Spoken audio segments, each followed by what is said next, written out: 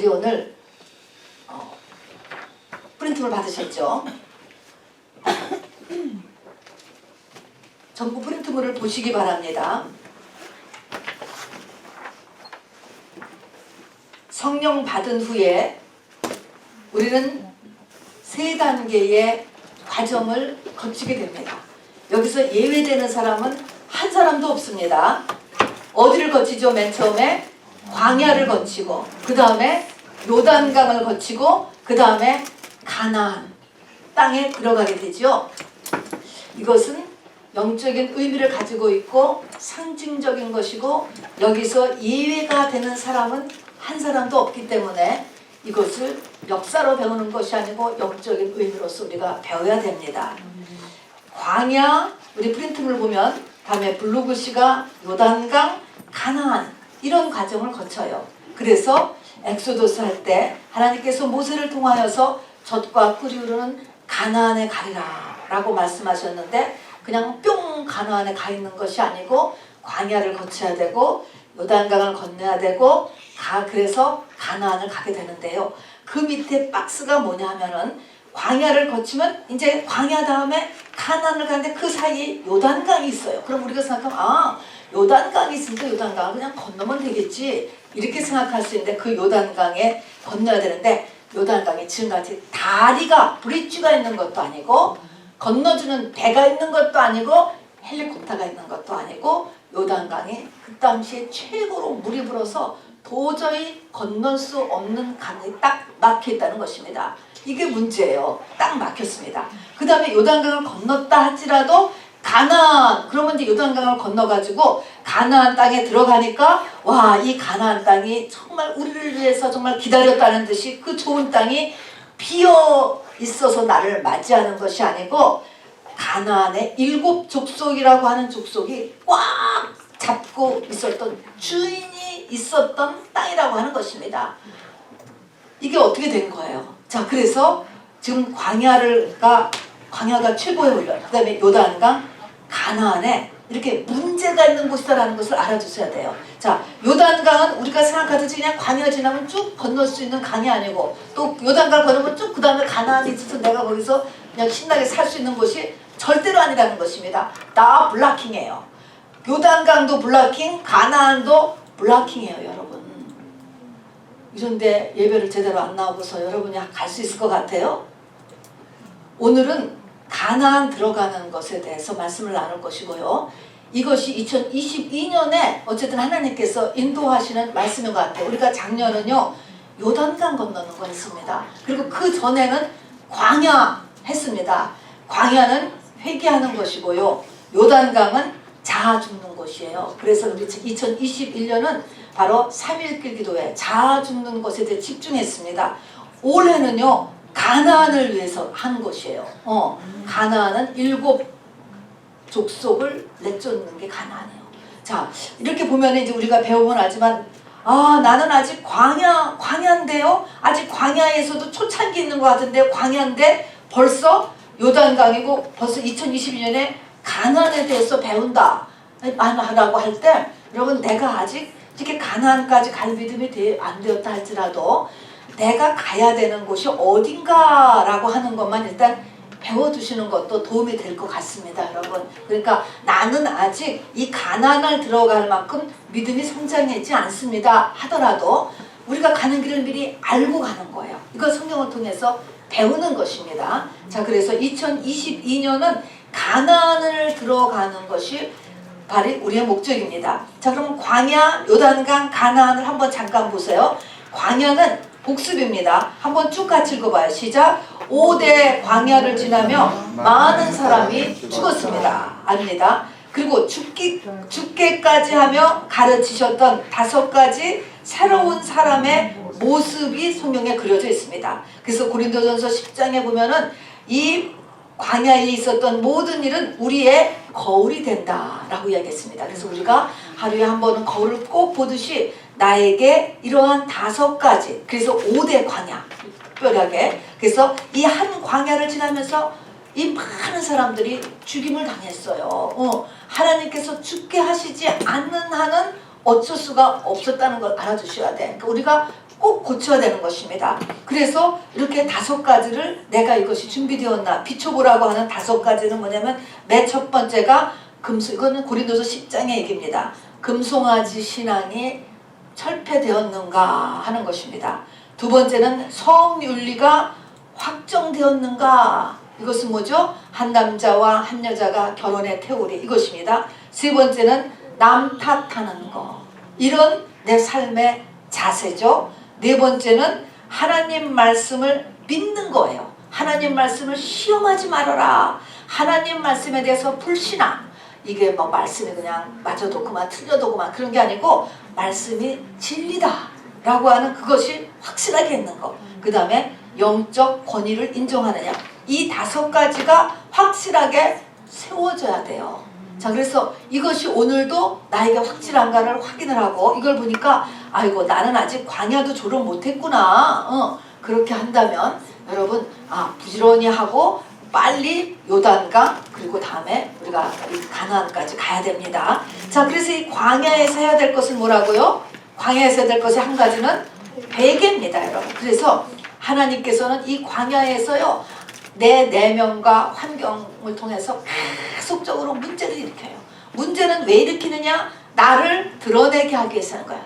나의 속의 진짜 모습을 드러내기 위해서 이게 흔듭니다. 그래서 예수 믿기 전에 모든 것을 돌아보고, 광야에서 한 가지는 뭐냐면 회개, 딱 알아두시면 돼요. 광야는 회개하는 곳이에요. 자, 그 다음에 요단강에서, 요단강을 건너면서 해야 될 거 한 가지는 아까 얘기했죠. 뭐라고요? 자아를 십자가에 못 박는 거. 그냥 죽으라가 아니고요, 예수 그리스도와 합하여져서 죽는 것이에요. 자, 그래서 요단강은 자아를 십자가에 못 박기. 광야에서 요단강 건널 때까지 소요됐던 기간이 얼마였죠? 얼마였죠? 40년. 40년. 자, 그러니까 내가 예수 믿은 지 지금 몇 년 됐는가 보시고, 또 예수 믿은 지 아니더라도 내가 지금 몇 년이 됐으면 나도 부지런히 해야 되겠구나 또 생각도 하시고, 어쨌든 이것이 뭐 교회 한 달 다녔다고 되는 일이 아니라는 것은 알아두시기를 바랍니다. 40년을 하나님이 기회를 주셨다 하는 것입니다. 40년의 기간입니다. 그 다음에 요단강 건너고 이제 가나안을 들어가요. 같이 읽어보겠습니다. 시작. 요단강은 가나안 땅으로 넘어가는 접경이죠. 자, 그럼 요단강을 다 건너면서 같이 읽습니다. 시작. 이제는 가나안에 들어왔구나, 다 되었구나가 아니라 그 가나안 땅은 7 족속이 강력하게 붙잡고 살고 있는 땅이었습니다. 자, 영적 의미 읽어봅시다. 성령을 받을 때는 10가지 재앙의 기적으로 세상을 능히 이기는 것을 체험했죠. 또 홍해가 갈라져 바닷속을 맨땅같이 걸어나왔으며, 또 자기들을 쫓아오던 애굽의 군인들은 모두 물에 수장되는 것을 체험하면서 출애굽기 15장에서와 같이 솟구치며 춤추는 감격의 체험으로 시작합니다. 자, 그래서 우리의 믿음 생활, 교회 생활이 계속적으로 이럴 줄 아는 거야. 이럴 줄 알아. 이거는 시작이에요. 시작. 누구나 신비 체험도 하고, 또 방언의 체험도 하고, 기적도 체험하고, 말씀의 깨달음으로 정말 이 하늘이 열리는 것 같은 느낌도 받고, 그런 일이 다 있는 거예요. 그러나 이것은 시작. 시작 중에 시작이에요. 이것으로 인하여서 다 되었다고 생각하면 절대로 안 되고, 또 신앙생활이라는 것이 이것이 계속될 것이다 라고 생각하면 절대로 안 되는 것입니다, 여러분. 그래서 이것이 계속이 안 되니까 교회가 잘못된 거 아닐까, 이렇게 생각을 하는 것은 정말로 말씀을 모르기 때문이죠. 자, 딱 사흘 만에 그들은 나라의 쓴물을 만나는 거하고 똑같습니다. 자, 그래서 이렇게 시작을 합니다. 자, 그러나 성령 받은 모든 사람은 한 사람도 빠짐없이 광야로 인도되었고, 하나님께서는 광야 40년간 각종 문제에 접하면서 감추어졌던 자신의 영적 실상을 드러내게 하시고, 그걸 어떻게 하라고? 회개하게 하시는 거죠. 자, 나의 영적인 실상을 드러내게 한다. 이 말을 잘 마음에 새겨둬야 돼요. 우리는 세상에서 보통 교회를 영접할 때 이렇게 하는 청년들이 아니고 성인이 돼서 예수를 믿는 경우가 많잖아요. 그러면 성인이 돼서 다 자기 나름대로 프라이드가 있단 말입니다. 내가 누군데, 내가 교육도 다 받았고 나이가 몇이고 사회 경험이 얼마고 다 자기 나름대로 뭐가 있다라고 생각을 하는데, 하나님은 그게 상관없이 그 사람의 영적인 실상을 드러내게 하는 거예요. 이게 문제니까. 우리의 영이 하나님의 관심이니까. 그리고 이것을 회개하게 하신다. 그래서 우리에게 일어난 모든 문제를 가만히 하나님 앞에 가지고 와서 들여다보면은 그것이 나를 사랑하시는 하나님의 손길이에요. 다 배려입니다, 여러분. 자, 그래서 회개하게 하시는 것입니다. 그렇지만 낮에는 구름 기둥, 밤에는 불 기둥. 광야 40년 동안 이것이 떨어지지 않았습니다, 여러분. 이것이 있었다는 그 의미는 뭡니까? 하나님께서 24시간 구원이 시작된 우리와 함께하고 계심을 알려주셨어요. 아멘이죠. 하나님이 우리를 잊어버리신 것도 아니고 우리가 뭐 잘못된 것도 아니고요. 이게 지금 하나님이 나를 향한 사랑의 손길 가운데서 문제 속에 우리가 휘말려 들어가고 있게 된다라고 하는 것입니다. 자, 그래서 이 뭐가 찾으면, 자, 광야가 끝났다는 것은 뭐가 찾았어요? 회개예요. 웬만큼 회개가 다 찼어요. 자기가 지은 죄, 현재 짓고 있는 죄, 과거의 죄 웬만큼 찾으면 뭐가 드러나요? 요단강이 보여요. 요단강이 보인다고요. 자아라는 게 보이는 거예요. 그래서 이 자아가 내 속에서 이게 자아가 문제로구나 라는 거를 느끼는 게 요단강 가까이 온 거예요. 안 그러면 이 자아가 뭔지 감각이 없어요. 이 교회에서 자기를 부인하고 그 말에 대해서 감각이 안 와. 그건 아직 요단강이 한참 아직 못 간 거예요. 안 보입니다. 자, 그러면 자아를 십자가에 못 박는 일을 요구하시는데 이것이 요단강 건너의 의미예요. 자아라고 하는 것은 보통 7가지 증상으로 나타나요.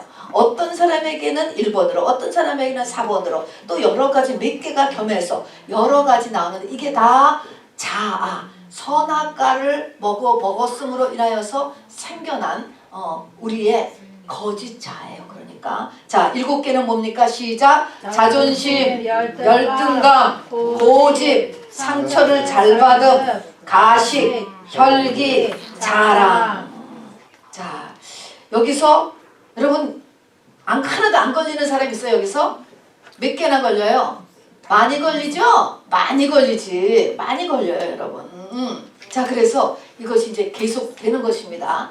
계속적으로 우리가 이것이 날마다라고 했기 때문에 또 올라와요. 또 올라와. 어저께 죽였는데 오늘 또 올라와요. 어쨌든 이 7가지 자아의 증상은 외우셔야 돼요, 여러분. 이거를 다시 한번 읽어볼까요? 시작! 자존심, 열등감, 고집, 상처, 가식, 혈기, 자랑. 이렇게 딱 해놓고 이것이 나한테 증상이 딱 올라올 때 예수 이름으로 바로 그 증상을 십자가에 못 박으시기를 바랍니다. 자, 그런데 이 자아가 거의 다 정리되었다라고 하면 이제 정리되었어요. 자, 그래서 올라와도 쉽게 내가 이것을 물리칠 수 있게 됐습니다. 자, 이렇게 되면 그 다음에 가나안 땅을 보는 거예요. 밑에 읽어봐요. 시작! 여기까지 되면 내 안에 원죄의 공장이 있음을 보게 되고 이 원죄의 공장에서 7가지 죄성이 날마다 생산되고 있음을 보게 됩니다. 공장이 클로즈된 게 아니고 워킹이야, 워킹. 계속적으로 우리 심장이 뛰고 있는 한 이 원죄의 공장이 가동하여서 7가지가 나오는 거예요. 계속 읽읍시다. 시작! 이제 성숙한 나는 이 가나안 땅의 7 족속과의 전쟁을 치루어야 합니다. 그리고 가나안 땅의 주도권을 내가 빼앗아야 합니다. 가나안 땅의 주도권은요, 이 7, 내 안에 있는 원죄의 공장에서는 가나안의 7 족속이 주도권을 갖고 있는 거예요. 주도권을, 나의 주도권을 가지고 있다고. 나의 주인이 되어 있다 하는 것입니다. 자, 이 말은 그래서 내 안에 성령의 소욕과 육신의 소욕, 옛사람과 새사람이 있는데 이 중에서 이제 육신의 소욕이 지고 성령의 소욕이 나를 끌어가야 되는 거예요. 나의 새 사람이 나를 끌어가게 되는 것, 요 상태로 바꿔야 되는 것을 지금 가나안 7 족속을 멸하는 것이다 라고 하는 것입니다. 그래서 사도 바울께서도 바로 여기서 바로 이 성령의 소욕과 육신의 소욕이 싸우고 있는 것을 깨달았어.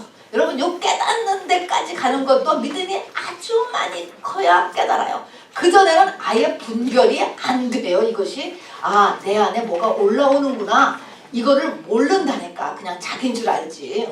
그러니까 이거를 바울이 깨닫는 수준까지 믿음이 크신 거예요. 그리고 깨달은 다음에 여기에서 바로 자기를 죽은 자로 여기고 육신의 소욕을 이기고 성령의 소욕이 자기 그리스도 안에서 이기는 체험을 하게 되었다라고 하는 것입니다. 자, 그리스도 안에서 결코 정죄함이 없고 죄와 사망의 법이 생명의 성령의 법이 죄와 사망의 법에서 해방하였다라고 하는 것이 실질적으로 나한테 이렇게 와닿을 때, 이렇게 와닿는 것은 이 단계를 거쳐야만 되는 것이죠. 자, 건너서 2번째 장을 보세요. 자, 아까서 광야부터 요단강 건널 때까지 소요된 기간이 얼마라고 그랬죠?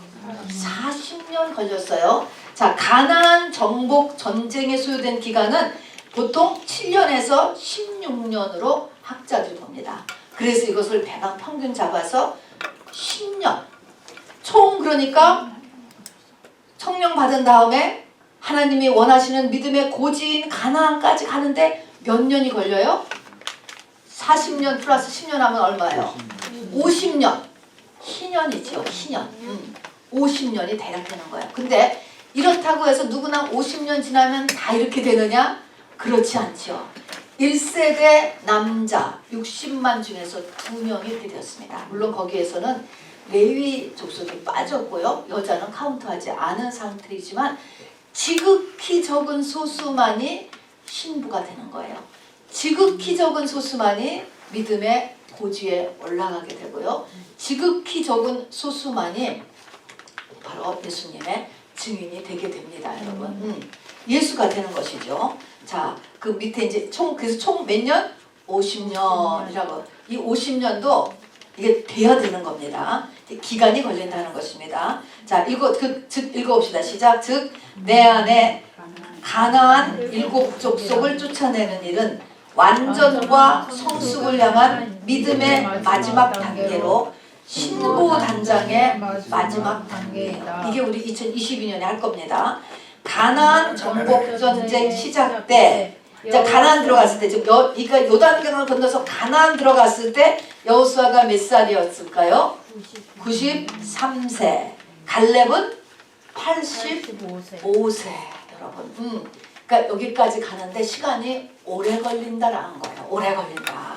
그러나 이것이 우리가 이 땅을 죽기 전에 이걸 해내야 되는 일이에요. 이 여호수아가 110세에 죽은 것이 여호수아서 끝에 나오거든요. 근데 93세. 그렇지만 여호수아가 이 일을 다 정복전쟁을 마치고 돌아가셨습니다. 갈렙도 마찬가지고요. 우리가 여기까지 가야 됩니다. 자, 즉 읽읍시다. 가나안 7 족속이란 내 안에 이미 성품으로 되어 있는 거예요. 이건 오래되었기 때문에 그게 나가 되어서 나라고 하는 인격, 나라고 하는 사람, 나라고 하는 성격, 인품, 성품 이렇게 되어 있어요. 이것이 바로 나예요. 그런데 그리고 마귀는 거짓의 아비, 원조예요. 너무너무 거짓말을 잘하는 애가 마귀. 아무도 이거를 못 따라가는 게 마귀가 거짓이에요. 마귀는 거짓의 아비. 첫 번째가 마귀의 특징은 거짓이에요. 거짓. 그러므로 누가 속일까요? 누굴 제일 먼저 속을까요? 나죠. 내가 속는 거예요. 나 자신도 속아서 이런 내가 속 뒤에서 영의 역사인 줄 모르는 거예요. 나는 이런 사람이야. 라고 이렇게 이야기했을 때 이것을 영이 들어와서 나를 그렇게 만들었다는 것을 내가 몰라. 그것은 나의 뭐 개성이다, 뭐 인격이다, 뭐 프라이버시다, 어쩌고 저쩌고가 아니고 영의 역사라는 것. 이것을 정리해야지만 우리가 새 예루살렘 성에 들어갑니다. 자, 그래서 여호수아, 자수아죠. 자수아가 예수 똑같은 이름이거든요. 그래서 예수라는 이름과 같은 것이고 가나안은 천국을 상징하죠. 천국 중에서도 새 예루살렘 성을 상징합니다. 그래서 예수에 의해서 우리가 천국에 들어간다. 저 여호수아에서 가나안 땅을 정복한다. 이제 그 모형을 주고 있는 것입니다. 빨간 글 읽어봅시다. 시작. 가나안 7 족속을 이겨야 우리는 천국의 새 예루살렘 성에 들어가고 내면과 환경의 삶의 회복이 진정한 회복이 일어나고 부활의 믿음의 능력으로 현재를 살 수 있으며 굉장히 중요하죠. 예수님이 부활하심으로 인하여서 병이 치료되었고 가난이 해결되었고 관계가 다 회복되었지만은 이 부활의 믿음의 영계 속을 사느냐 원래 지금 있는 그런 영계 속에 사느냐 하는 것은 이 차이가 넘어가는 게 믿음이에요. 믿음. 요거를 넘어가야 살아야죠. 안 그렇고서는 그런 믿음을 안 가지고서 예수께서 채찍에 맞으면 암을 입었다는데 왜 병이 안 났습니까? 이렇게 말을 하면은 그 안에 많은 것들을 설명을 해드려야 되는 거예요. 그 말은 할 수가 될 수가 있죠. 그러나 거기에 믿음이라는 문을 네가 넘어가야 되는 것이죠.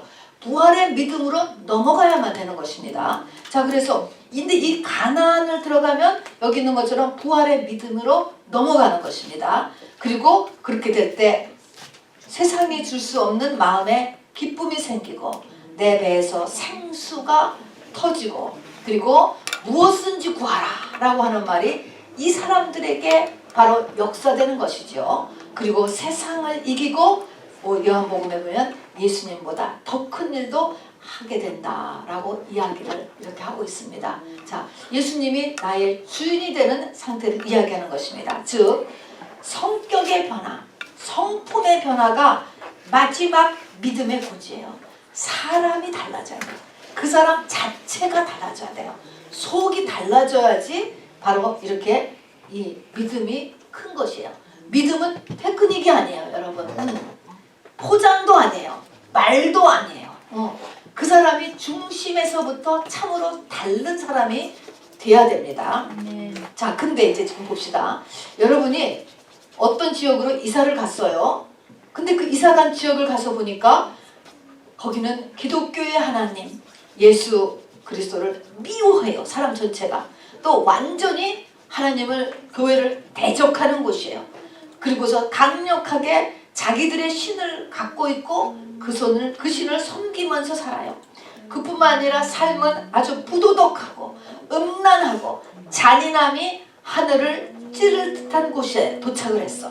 여러분은 어떻게 할 것인가? 한번 여러분 어떻게 할 것 같아? 여러분 같으면 하나님이 분명히 가라고 해서 거길 가는데 거기 가니까 그 지역이 이래. 지금 가나안에 들어간 것과 똑같은 거거든요. 여러분 같으면 그런 지역에 여러분이 떨어졌으면 어떻게 할 것 같아? 어떻게 해야지? 우리 김은혜 전사님 어떻게 할 것 같아요? 그런 지역에 내가 들어가게 되었어.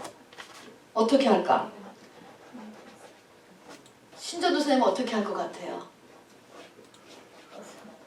살으라고 하니까 살긴 사는데 그 사람들하고 좀 간격을 두고 산다? 그랬을 것 같아요.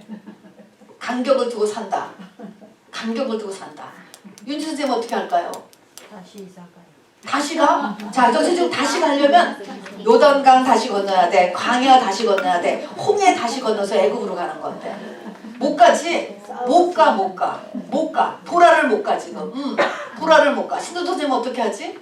어떻게 할까요? 그런데 도착했으면 어떻게 할 것 같아요? 어떻게 할 것 같아? 답을 해보세요. 하나님도 이해하시겠지. 너는 뭐 사랑의 하나님인데 아유 타협하고 그냥 살아? 어떻게 할까? 어떻게 할까? 빽해? 싸울 거예요. 어우 우리 현정이가 박수다. 오늘 신명기 7장은 뭐라고 얘기했냐면 하나님은 싸우되 진멸하라. 싸우라는 거예요. 싸워서 진멸하라라는 거예요. 이게 무서운 얘기죠. 자, 근데 그렇다고 해서 우리가 무조건 이렇게 사람을 다 싸워서 진멸하는 게 아니고 여기는 이 가나안 7 족속을 대해서 진멸돼야만 하는 하나님 앞에서의 공의가 성경에 기록되어 있습니다. 자, 우선 신명기 7장 여러분 열어주시고 한번 본문 한번 보겠습니다. 싸우라는 거예요. 싸우고 가서 진멸하고 이기라는 거야. 지면 아무것도 아니야. 이기래. 신명기 7장 읽읍시다. 신명기 7장 272면입니다. 자, 영어 성경도 다 찾으시고요. 신명기 7장 1절부터 11절까지 전도사님 읽으세요. 자, 우리하고 한 절씩 읽겠습니다. 자, 천천히 신명기 7장 1절부터 읽으세요. 내 하나님 여호와께서 너를 인도하사 내가 가서 차지할 땅으로 들이시고 내 앞에서 여러 민족 헷 족속과 기르가스 족속과 아모리 족속과 가나안 족속과 브리스 족속과 히위 족속과 여부스 족속 곧 너보다 많고 힘이 센 7 족속을 쫓아내실 때에 네, 여기 보니까 7 족속의 이름이 정확히 나오고요. 그 7 족속을 어떻게 하라고? 쫓아내실 때, 쫓아내라는 거예요. 쫓아내. 근데 그 7 족속은 우리보다 수도 많고 힘도 더 세. 근데 쫓아내라는 거예요. 우리 2절 읽읍시다. 시작. 내 하나님 여호와께서 그들을 내게 넘겨 내게 치게 하시리니 그때 너는 그들을 진멸할 것이라. 그들과 어떤 언약도 하지 말 것이요 그들을 불쌍히 여기지도 말 것이며, 여기 보면 진멸하다라는 것은 완전히 다 없애라는 것입니다. 3절. 또 그들과 혼인하지도 말지니 내 딸을 그들의 아들에게 주지 말 것이요 그들의 딸도 내 며느리로 삼지 말 것은 그가 내 아들을 유혹하여 그가 여호와를 떠나고 다른 신들을 섬기게 하므로 여호와께서 너희에게 진노하사 갑자기 너희를 멸하실 것임이니라. 오직 너희가 그들에게 행할 것은 이러하니 그들의 제단을 헐며 주상을 깨뜨리며 아세라 목상을 찍으며 조각한 우상들을 불사를 것이니라. 너는 여호와 내 하나님의 성민이라. 네 하나님 여호와께서 지상 만민 중에서 너를 자기 기업의 백성으로 택하셨나니 여호와께서 너희를 기뻐하시고 너희를 택하심은 너희가 다른 민족보다 수요가 많기 때문이 아니니라. 너희는 오히려 모든 민족 중에 가장 적으니라. 아멘. 여기 잠깐 쉬어서 여러분 여기서 하나님의 증인, 하나님의 사람이 해야 될 중요한 일이 여기 나오는 거예요. 너는 여호와 하나님의 성민이라. 특별하게 뺀 사람이는가요?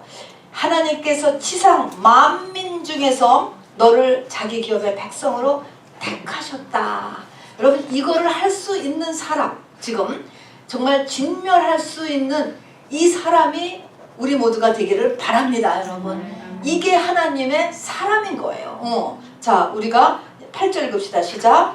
여호와께서 다만 너희를 사랑하심으로 말미암아 또는 너희의 조상들에게 하신 맹세를 지키려 하심으로 말미암아 자기의 권능의 손으로 너희를 인도하여 내시되 너희를 그 종되었던 집에서 애굽 왕 바로의 손에서 속량하셨나니 그런즉 너는 알라 오직 내 하나님 여호와는 하나님이시요 신실하신 하나님이시라. 그를 사랑하고 그의 계명을 지키는 자에게는 천대까지 그의 언약을 이행하시며 인애를 베푸시되 그를 미워하는 자에게는 당장에 보응하여 멸하시나니 여호와는 자기를 미워하는 자에게 지체하지 아니하시고 당장에 그에게 보응하시느니라. 11절. 그런즉 너는 오늘 내가 내게 명하는 명령과 규례와 법도를 지켜 행할 것이다. 아멘. 쭈루룩 넘어가서요.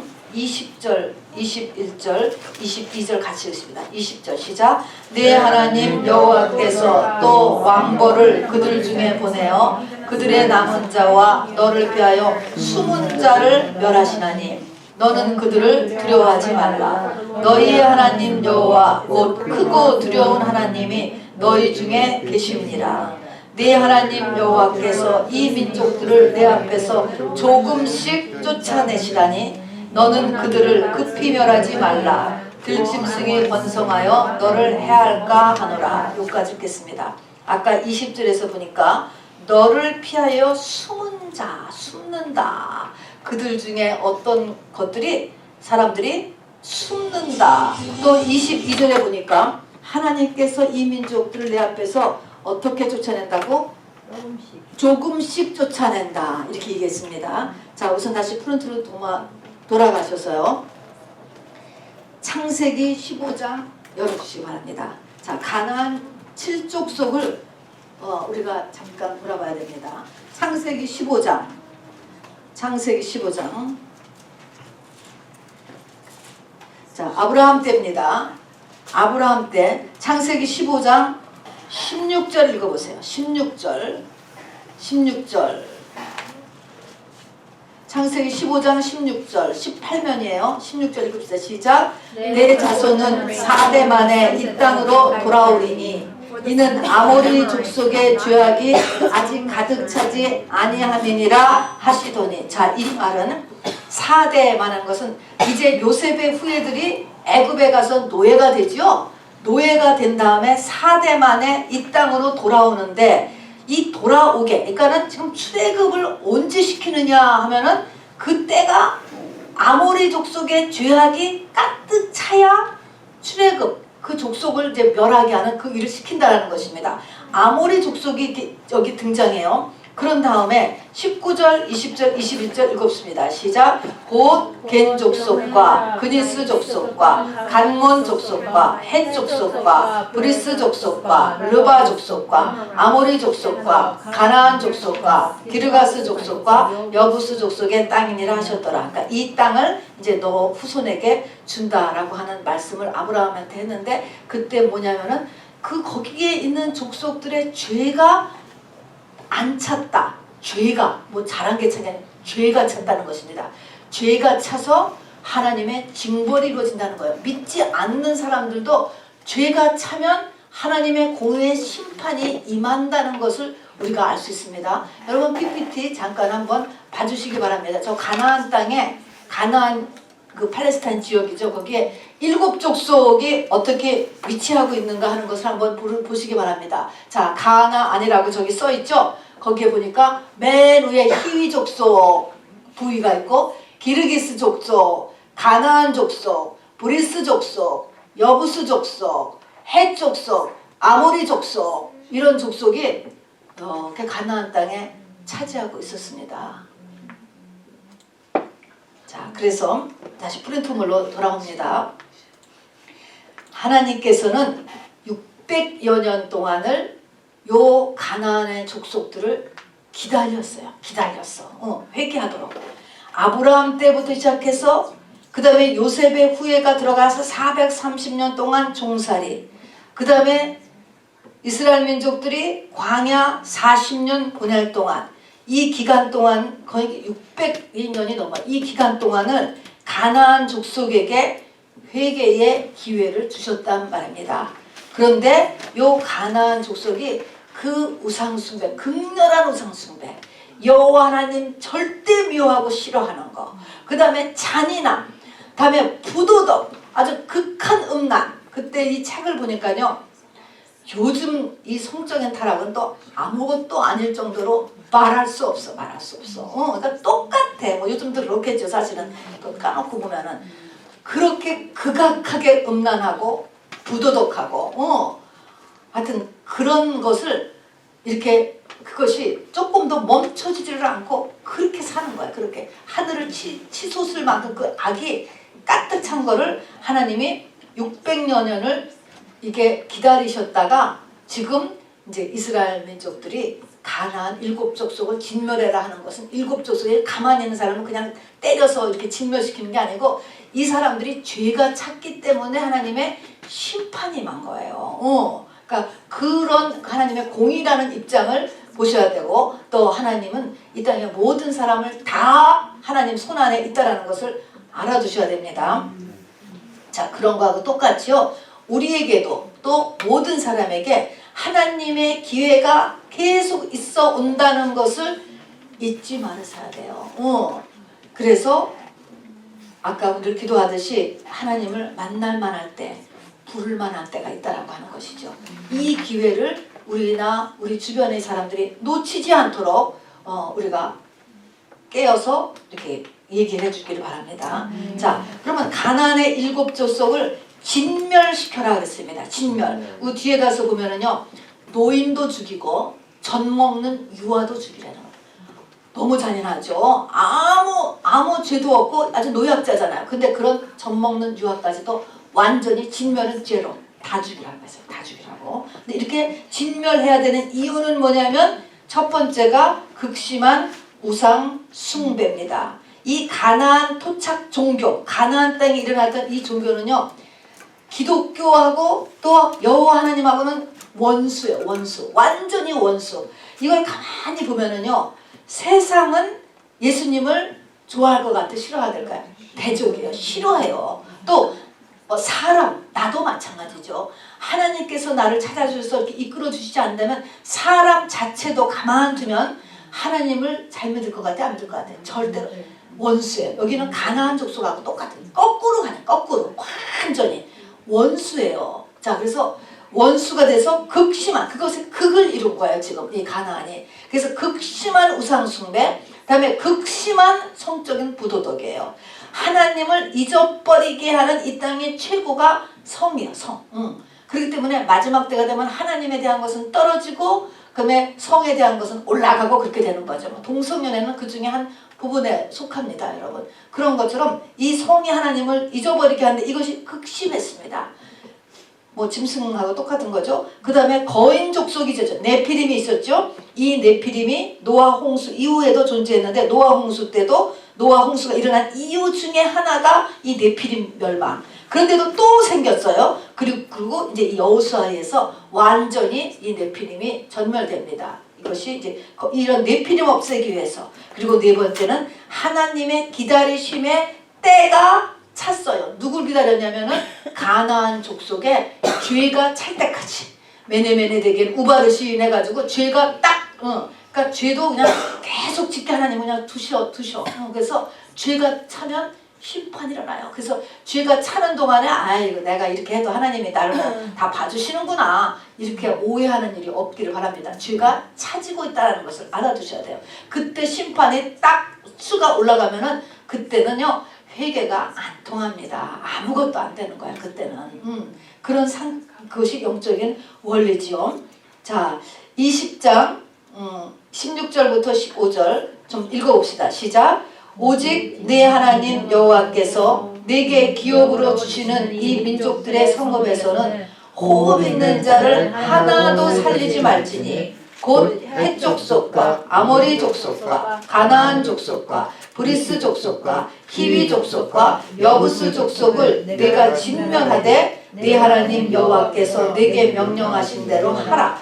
이는 그들이 그 신들에게 행하는 모든 가증한 일을 너희에게 가르쳐 본받게 하여 너희가 너희의 여호와께 범죄하게 할까 함이니라. 그래서 마지막 5번째 이유는 뭐냐면, 우리 이 이스라엘 민족들이 이렇게 훈련을 받았지만, 광야 40년을 거치고 자기를 부인하는 것을 했지만, 요 가나안 땅에 들어가서 아까 김은혜 전도사님같이 감격을 주지만 살기를 시작하는데, 조금 지나가면 어떻게 된다? 먹힌다라는 거야. 먹힌다. 못 이긴다라는 거예요. 그래서 성경에 우리 레위기에서도 배웠지만 사형시켜야 되는 죄가 있잖아요. 사람을 죽여야만 하는 죄. 이거는 한계예요. 한계. 안 되는 거예요. 사랑이라는 것을 그렇게 보시면 안 되는 거예요. 뭐든지 봐주는 게 사랑, 그게 아니고요. 하나님의 공이라는 게 있고 인간이 안 되는 부분이 있는 거예요. 아무리 해도 안 되는 거. 그래서 이거를 죽이라고 하는 거예요.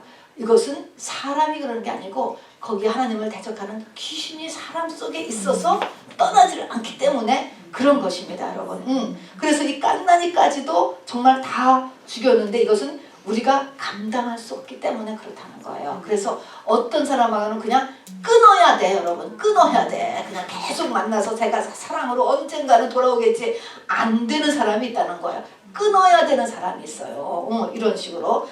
그래서 감당할 수 없다. 자, 그 다음에 이제 본격적으로 이제 본론에 들어가겠습니다. 우리는 적을 알아야 이길 수 있잖아요. 도대체 이 가나안 7 족속이라는 것은 도대체 뭐냐라는 거예요. 뭐냐.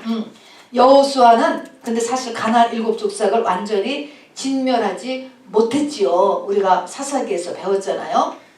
그런데 신약에 와서는 예수님께서 막달라 마리아에게서 7 귀신을 완전히 쫓아내셨죠. 쫓아내시니까 7 귀신이 나가니까 어떻게 됐습니까? 이 가나안 7 족속이 멸해지니까 영의 눈이 탁 띄어졌어요. 영의 눈이 띄어졌다고 해서 귀신 보고 천사 보는 게 영의 눈이 띄어졌느냐? 그런 거하고는 상관없는 거예요. 이거는 진리의 눈이 떠졌다라는 걸 얘기하는 것입니다. 진리의 눈이 떠져서 이 마리아가 옥합을 깨게 되죠. 예수님이 바로 이 메시아인 것을 알게 되고 그분이 십자가의 죽음을 겪게 될 것을 아시고 자기의 가장 중요한 것을 깨서 주님께 드리는 유일한 사람이 됩니다. 그래서 진리의 사람이 되게 하시어서 예수께서 일곱 족속을 쫓아내실 수 있으심에 예표를 이루셨다. 그러니까 우리는 지금 이 일곱 족속을 쫓아낼 수 있습니다. 성령으로. 그래서 완전하게 승리할 수 있게 되는 것이죠. 이 일곱 족속이 없어져야 우리가 모든 것을 똑바로 볼 수가 있어요. 똑바로 판단할 수가 있습니다. 여러분. 그렇게 하고 복도 내가 붙잡을 수 있는 거죠. 그렇게 됨으로 인하여서. 자, 그럼 이제 마지막 페이지 나갑니다. 가나안에는 무슨 족속이 꽉 잡고 있었다고요? 일곱 족속. 그런데 마태복음 15장 19절에 보니까 우리 마음속에 몇 가지 족속이 있다고 그랬죠? 7가지 죄송, 악사를 가는 도구회학을 하는 마음에서 끊임없이 죄가 상상되고 있다는 거예요. 자, 그러고 보니까 이 마리아가 7 귀신을 쫓아냈어요. 7 귀신을 쫓아내니까 진리의 눈이 열리는 사람이 되었거든요. 자, 그래서 이게 다 똑같은 거예요. 7 족속이나 7 죄성이나 7 귀신이나. 자, 그래서 우리 신명기 7장 1절부터 5절 읽었으니까 그만하고 두 번째 마태복음 15장 19절을 같이 읽어보겠습니다. 시작. 마음에서 나오는 것은 악한 생각과 살인과 간음과 음란과 도적질과 거짓 증거와 회방이니 이런 것들이 사람을 더럽게 한다는 것은 내가 영적으로 더러워지는 것이죠. 그래서 이것을 우리가 정기적으로 계속적으로 씻어야 됩니다. 내가 죄를 특별히 짓지 않았어도 우리가 가만히 있어도 내 속에 오물이 생기잖아요. 쌓이는 거하고 똑같이 이 죄성이 내 속에 쌓인단 말입니다. 그러니까 이것을 깨닫고 부지런히 우리가 찬양하면서 또 방언기도 하면서 이런 것들을 우리가 씻어내는 일이 이 영혼의 목욕이 우리에게는 반드시 필요하죠. 이 발 씻는 거야. 발 씻는 거. 그래서 이것을 하지 않으면 나도 모르게 내가 딴 사람이 되어 있어요. 이걸 안 하면은요. 자, 그 다음에 누가복음 8장 2절에 보니까 읽읍시다. 시작. 또한 악귀를 쫓아내심과 병고침을 받은 어떤 여자들 곧 7 귀신이 나간 자 막달라인이라고 하는 마리아와 이렇게 해서 7 귀신이 나가서 바로 향유 옥합을 깬 이 마리아의 이제 이야기가 이제 가득 똑같은 맥락입니다. 자, 그러면 역사 속에서 가나안 7 족속. 근데 이 족속 헷, 기르가스, 아모리, 가나안, 브리스, 히위 이런 것들이 가지고 있는 원어적인 의미가 있고요. 이 의미가 바로 우리를 끊임없이 공격하는 죄를 일으키는 이런 악령들입니다. 귀신입니다. 맨 처음은 1번 헷족속. 여러분이 써보세요. 헷족속. 우리 그 맨 위에 신명기 7장에서도 나오죠. 자, 그래서 헷족속. 헷이라고 쓰고요. 한번 쭉 밑에부터 써볼까요? 헷족속. 그 다음에 헷족속 다음에 뭐 쓸까요? 기르가스 족속. 세 번째 아모리 족속. 네 번째 가나안 족속. 5번째 브리스 족속. 6번째 히위 족속. 그 다음에 여부스 족속. 7 족속이 있습니다. 자, 그러면 이것이 가지고 있는 그 원어적인 의미가 우리 사람을요 가장 뭐라 그럴까요? 움직이는 거.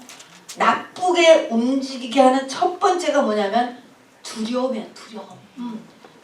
굶어 죽을까봐. 첫 번째 그죠? 굶어 죽을까. 병들어 죽을까봐. 이 두려움은 처음에 조금은 두려움은 괜찮지만 이게 조금 심해져서 공포가 되잖아요. 이 공포가 되면은 사람은 아무것도 못해. 인간 마비가 되잖아요. 패닉된다 그러죠. 두려움의 영입니다. 이것이 우리 속에서 이 원죄의 이 가닥으로 우리 속에서 두려움이 다 있어요. 우리 속에 나오고 있다고 이 두려움이. 그래서 두려움을 줍니다. 그래서 이 두려움은 어떤 모습을 나타내냐면 두려움도 주지만 분노, 혈기, 다음에 다툼, 폭력, 파괴하는 거 그리고 모든 일을 할 때 열매 얻게 하가는 이런 것들이 다 이런 이 두려움의 영 속에 들어있대요. 그래서 이것이 해 족속이다. 내 안에 해 족속이 살고 있죠. 내 안에 이 두려움이 있어요. 그러니까 이거는 누구나 다 있어요, 여러분. 사람이면은 이것을 이제 우리가 이겨야죠. 성령으로. 이 모든 것의 해결은 다 성령이십니다.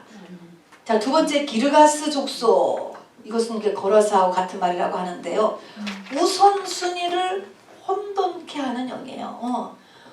우리는 어떻게 해야 돼요? 너희는 먼저 그의 나라와 그의 의를 구하라 그랬잖아요. 사람은 똑같이 24시간을 살아요. 그리고 다 비슷한 에너지를 가지고 있어요. 다 나이에 따라서 다 비슷한 에너지. 이거를 어떻게 내가 우선순위를 잡느냐에 따라 있잖아요. 이 우선순위를 혼돈하게 하는 애가 이 거라사의 광인 같은 거예요. 그래서 이 기르가스 족속은 나는 게임이 제일 중요해. 너무 재밌기 때문에 나는 게임해야 돼. 게임해야 돼. 게임해야 돼. 이것이 우선순위 첫 번째. 내가 밥 먹고 하는 일은 게임하는 일 첫 번째. 이런 순서인 거죠. 이 순서를 어떻게 잡아야 되느냐. 돈 버는 게 첫 번째. 그다음에 하나님 섬기는 거, 공부하는 거, 뭐 돌보는 거, 뭐 여러 가지를 성령에 의해서 이 우선순위를 잘 정해야 되는데 이거를 흔들어 놓는 그런 영이 우리 속에 원죄 속에 있다는 것이죠. 그래서 이것은 어떤 모습을 하냐면 무질서해요. 그래서 정리정돈하지 않고 살고 씻지도 잘 않고 또 이런 사람들 대부분 말이 정확하죠. 말이 그러니까는 쓸데없는 말을 많이 하고 그때 그 상황에 적합하지 않은 말들을 많이 하죠. 혼동돼 있기 때문에 말이 영인데 이 영이 혼동되니까 말이 혼동되는 거예요. 그리고 이런 사람은 자꾸 육으로 끌고 가게 하는 영이에요. 영으로 가지 않고 자꾸 육으로 가. 모든 것, 생각도 이런 것들이 기르가스 족속이 우리 속에 원죄 속에 들어있다는 것입니다. 세 번째 아모리 족속은요. 인본주의로 가게 하는 영이에요. 하나님 중심이 아니고 사람 중심이에요. 사람 중심의 가장 큰 것은 지식이에요. 공부가 최고야. 학위가 최고야. 학력이 최고야. 교육, 공부하는 거. 이 공부가요. 이 엄청난 이게 사단의 탑이 돼요. 잘못하면 이 지식이라고 하는 것이 이것에 가려져서 진리를 못 봐요. 그래서 이게 교육 우선의 영, 이성주의, 합리적인 거 이거 굉장히 찾죠. 자랑하게 되고 거짓말, 술수, 사기, 유언비어, 간교함, 사악함, 독한 말 이런 것들이 다 이런 인본주의로 가게 하는 데서 나온대요. 우리는 인본주의가 아니고 신본주의죠. 우리는 피조물이에요. 하나님이 우리를 만드신 존재예요. 하나님이 기준이세요. 근데 사람의 중심으로 해서 하나님은 예수님은 페어하지가 않아 이렇게 하는 거와 그쪽으로 가는 게 다 인본주의의 영입니다. 뱀이에요. 이게 상징. 여기에 보면은 이렇게 그 지역 사람들도 이렇게 이거를 짐승으로 이렇게 상징했죠. 우리 한국 같으면은 띠라는 거 12띠가 있잖아. 이게 다 이렇게 좋은 것이 아니에요. 사람은 고귀한 하나님의 형상인데 짐승을 가지고 이렇게 비유를 하는 거죠. 그렇지만 이 짐승의 특징하고 이제 이렇게 매치가 되는 것 같아요. 그 다음에 가나안은 뭐냐면 세상 사랑의 영이에요. 세상 사랑. 우리가 주님을 사랑하는 게 아니고 자꾸 세상을 사랑하게 해 돼. 그게 사실 우리의 원죄이기 때문에 우리에게 더 맞지. 사실은 훨씬 기분이 좋지. 세상 저 엔돌핀도 더 잘 나오고 원죄가 있기 때문에 어쩔 수가 없어요. 자, 근데 세상 사랑의 영. 그래서 계산이 아니야. 세상 사랑은 뭐야? 세상은 계산하는 거. 계산. 나다. 내가 손해보지 않을까? 이런 것 때문에 계산하는 영이에요. 탐심의 영이에요. 그리고 어떻게 조금 더 이익을 볼까? 도적질하는 영이에요. 이것이 다 장사꾼, 나쁜 의미에서의 장사꾼의 영이죠. 모든 게 어떻게 해서 내가 더 이익을 볼 것인가 라고 하는 것을 계산하게 하는 영입니다. 다음에 브리스 족속은 두말할 것이 게으른 거예요. 여러분이 게으른 게 되게 나쁜 거예요. 사실은 굉장히 큰 7 족속 중에 하나가 게으른 거예요. 여러분 부디 빨딱빨딱들 움직이시기를 바랍니다. 게으름은 영적으로도 둔해져요. 그리고 게으른 건요, 자기 생각 속에서 자꾸 속기 때문에 괜찮아, 맨날 괜찮대, 거짓 안정, 거짓 평안, 잘 될 거야, 잘 될 거야. 이것은 긍정적인 그런 사고방식이 아니고 게을러서 그런 게 너무 많아. 게을러서 부주의하고 모든 게 그리고 확실하지 않아. 앞일에 대해서도 그냥 될 대로 되라. 이런 사람들이 대부분 자존감이 낮지요. 짜증 잘 내고 신경질 잘 내고 그리고 남한테 부대껴서 의존적인 뭔가 기대어서 뭔가를 자기의 삶을 살려고 해요. 남한테 혜택을 주는 게 아니고 혜택을 얻으려고 하는 이렇게 하는 삶의 자세를 가지고 있는 것이죠. 여섯 번째 희위족속. 이 희위족속이 마지막 때가 되면 강해집니다. 망상의 영이에요. 허상의 영이에요. 관념의 영이에요. 실제가 아니고 머릿속에만 있어요. 머릿속에. 실제는 하나 이게 행동으로 나타나지도 않고 맞지도 않아요. 실제가 없는 거예요.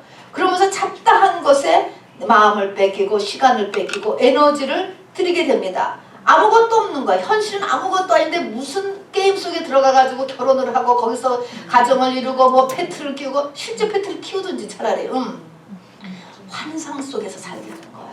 실제로는 아무 유익이 없어. 아무 나타나는 건 아무것도 없어. 그냥 그 사람의 인생이 그냥 날아가는 거예요. 사단에 의해서 이건 하면 점점 더 그 귀신이 끼어들기 때문에 점점 더 귀신의 사람이 되는 거야. 이걸 하면은요. 그렇죠. 현실 도피죠. 그래서 예수님은 반드시 이 선전할 때, 선전 지을 때 바닥이 흙이잖아요. 바닥이 흙에다가 이 흙바닥을 딛게 했었습니다. 예수께서 이 땅에 육체로 오신 것을 부인하는 자마다 적그리스도의 영이라. 이 땅이 현실하고 직결이 되어 있어야지 현실에 떠 있으면은 이게 아무것도 아닌 거예요. 이거는 속는 거예요. 적그리스도가 하는 것입니다. 자, 그래서 이런 망상, 관념, 허상의 영 때문에 이런 사람들은 또 거꾸로 의외로 엄청나게 또 자기중심적이에요. 자아를 인정해줘야 돼. 허세, 외식, 체면, 고집, 완벽주의 이런 것들 다. 그래서 여기서 성장하는 공작새는 너무 어울리는 것 같아요. 공작새, 날개 핀 공작새 아세요? 속은 하나도 없고 고기는 하나도 없고 그냥 날개만 그냥 화려하게 피는 거죠. 다음에 여부수 족속은 교만의 영입니다. 교만, 자만. 여기 교만하다 보면은 미움도 있고 또 교만하니까 당도 짓고 남을 핍박하고 또 왕따시키고 또 남한테 굉장히 잔인하고 남을 짓밟을 수 있고 이런 것들이 다 영이 강해지면 이렇게 되는 거예요. 자, 그러니까 결론은 뭡니까? 지금은 우리가 해족속, 기르가스 족속 이렇게 외울 것이 아니라 무엇을 지금 외워야 되냐면 두려움, 우선순위, 인본주의, 세상사랑, 게으름, 망상, 교만 이 7가지가 내 속에 들어있다. 이 7가지가 원죄의 뿌리다 라고 하는 것이죠. 그래서 이 7가지가 보면은 하나님이 우리에게 고난을 많이 주시잖아요. 욥이 아주 고난을 많이 당했습니다. 자녀가 다 죽고 비즈니스가 다 망하고 가정이 다 없어지고 형도 그 끝에 가서 욥기가 42장에 끝나는데 41장에 가서 보면 욥이 뭘 발견했습니까? 바로 자기 안에 리워야단이 있는 것을 발견하는 거예요. 리워야단이 바로 마귀인 거예요. 원죄를 본 거예요. 아, 내 밑에 바닥이 이렇게 7가지로 구성되어 있구나. 이거를 딱 깨닫고 하나님 앞에 중보자를 요구한 것입니다. 이거는 내 힘으로 할 수가 없다. 하나님 하고 했을 때 바로 끝난 거예요. 그게 믿음의 고지에 이른 것이에요. 그렇게 됐을 때 자기를 믿지 않고 이제는 주님을 믿고 주님이 자기 인생의 주인으로 완전히 변하게 되는 것입니다. 그러면 지금도 우리가 예수님이 나의 주인이야. 그게 거절로 이렇게 내가 말했다고 되는 것이 아니고 실제 나의 내면이 이런 과정을 거쳐서 그렇구나라는 데까지 가야 내 인생의 주인이 바뀌지. 그렇지 않고서는 주인의 말만 예수님이 나의 신랑이야. 어디 신랑이고 어디 주인이고 어디 왕이고 어디 그분이 나의 머리고 다 내가 왕이고 내가 주인이지. 그러니까 이런 과정을 거쳐야 된단 말입니다. 자, 그래서는 7가지를 이제 우리도 여기를 오래 발견해야 돼요. 그리고 이걸 발견하고 바로 이것을 다 주님의 이름 성령으로 덮어서 이겨야 됩니다. 자, 전쟁의 방법 여기 6가지를 보니까 첫 번째는 7장 17절부터 18절에 보니까요. 뭐 하지 말라냐면은 7장 7절부터 17절부터 18절을 한번 열어볼까요? 신명기 7장 17절 18절 시작. 내가 혹시 심중에 이르기를 이 민족들이 나보다 많으니 내가 어찌 그를 쫓아낼 수 있으리요 하리랴마는 그들을 두려워하지 말고 네 하나님 여호와께서 바로와 온 애굽에 행하신 것을 잘 기억하되. 그래서 첫 번째는 그들을 두려워하지 말아라 하는 것입니다. 여호수아에게도 하나님께서 강하고 담대하라 하는 말을 거듭해 주시죠. 마음에 두려워하지 말아라. 강하고 담대하라. 할 수 있다. 할 수 있다. 이 말을 자꾸 잊지 말고. 두 번째는 뭐냐면 이제 마음을 내가 두려워하지 마는 것. 두 번째는 뭐냐면 하나님 말씀이 있어야 돼요. 성만찬 주님의 살과 피를 끊임없이 내 안에 가지고 있어야지 돼요. 이것이 우리에게 힘이 되고 이것이 우리에게 빛이 돼서 나를 실족하지 않게 하고 나에게 파워를 주는 것입니다. 그래서 절대적으로 하나님의 말씀이 있어야 됩니다. 여호수아에게도 하나님의 말씀을 입에서 떼지 말고 주야로 말씀을 묵상해라 했습니다. 두 번째는 말씀이 필요하고요. 세 번째는 그들이요, 내가 이제 조금 알아가지고 싸우려고 하면은 어떻게 한다고? 그들은 간교하여서 숨는다는 거예요. 숨어. 내 속에 싹 숨어버려. 어딘가에 숨어버려.